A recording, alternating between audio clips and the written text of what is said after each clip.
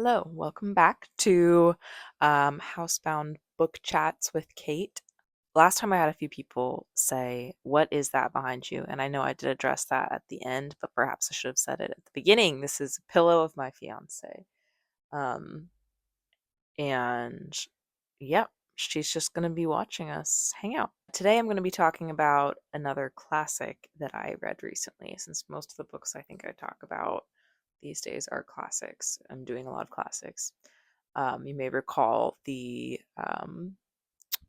100 books, top 100 books of all time poster.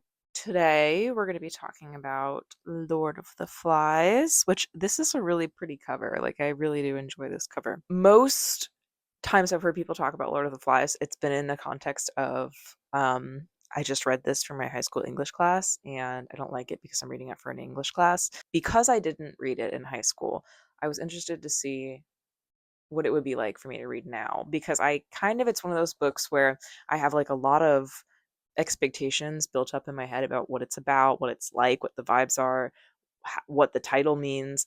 Like I have a lot of those built up in my head with some of these classics that I heard about for since I was in high school or earlier and then just never got around to reading. So the basic premise for this book, which I'm sure you probably sort of know already, is a bunch of British boys stranded on an island. And it's kind of like a dystopian because there's also like a war of like a burgeoning war happening in the background. So I did enjoy this book. I did enjoy it. I think that's something that I should probably say.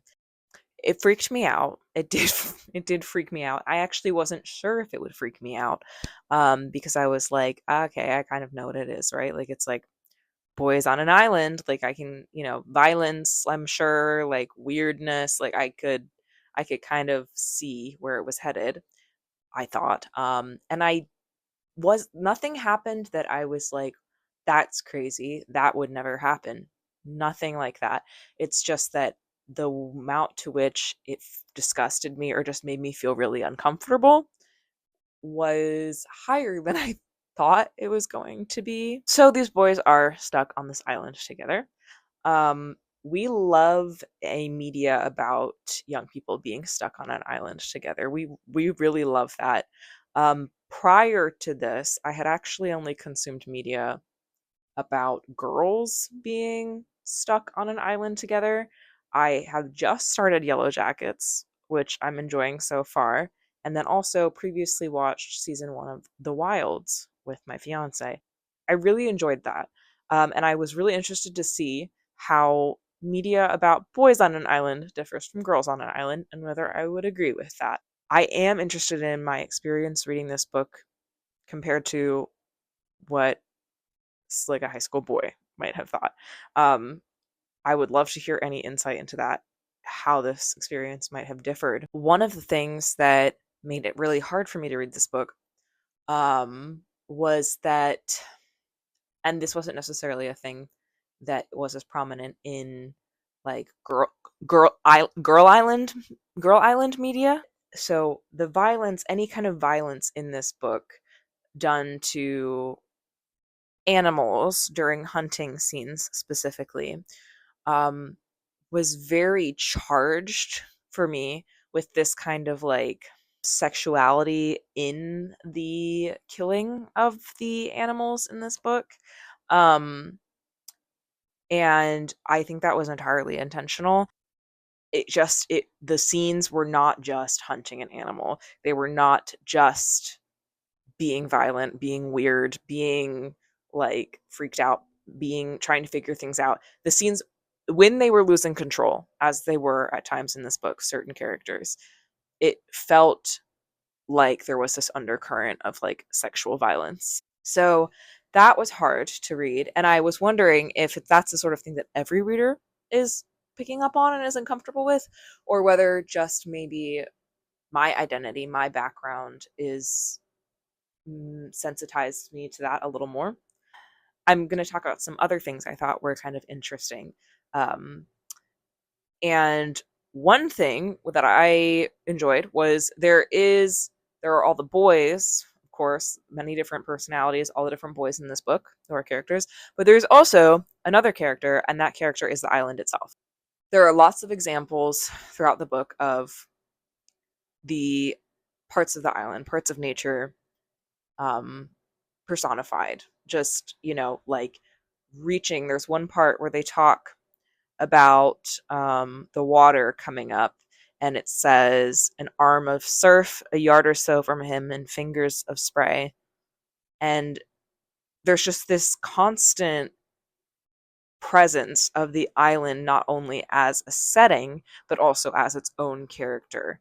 One like verb that I kept seeing over and over again was roar. Like the island was roaring, the bees were roaring, everything is roaring all the time. Fire, water, all of it is, it's all so loud. So that makes moments that are quiet very, very, very quiet, I think. The constant personification of the island was something that I was hoping for, honestly, from this book. Anyway, I liked that. I liked that a lot. I love when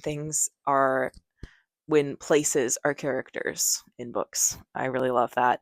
It made it all the more disturbing, because it felt like it was sentient, like it wanted to get them, it wanted to keep them, it wanted to make them lose themselves. One of the other primary things that I thought was really interesting was how their backgrounds, none of the boys' backgrounds, none of the background to what was happening before they ended up on the plane, before, but none of the before was really talked about so much. We really get hardly almost any mentions at all of like what's going on outside. This like world-ending war is supposedly happening, but we don't really hear anything about it.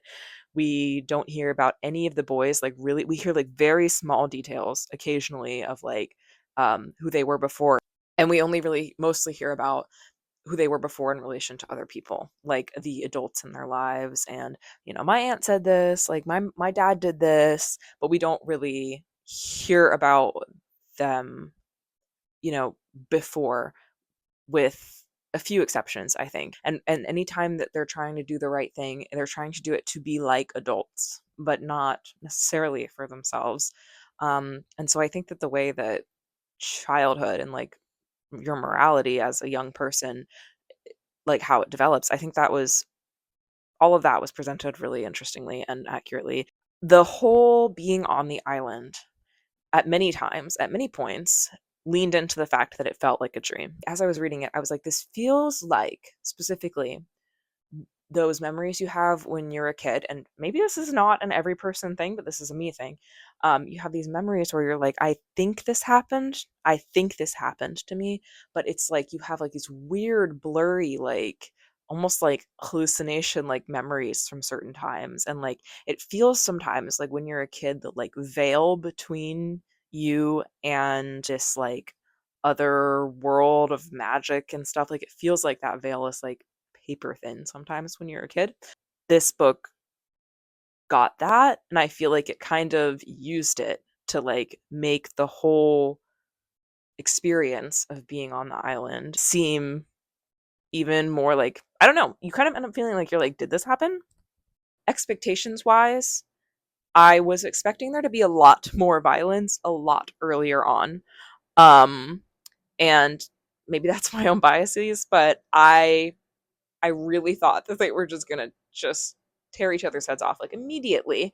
Um, and I was a little taken aback by the fact that there was some order established, at least in the beginning. I didn't even know if they were going to get there. And so the end was less surprising for me than the beginning, I think. I would also like to know how long they were there, because I didn't really have like a good sense of how exactly, like I kind of had like a day, night, but I wasn't exactly sure how long they were on the island. And maybe it says, but I don't remember that. I would like to also know how much of that time they maintained order for.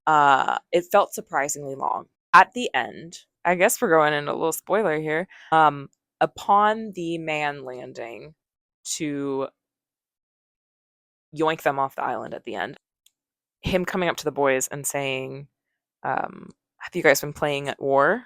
Have you been having some games? Have you been just having the most fun in the entire world out here?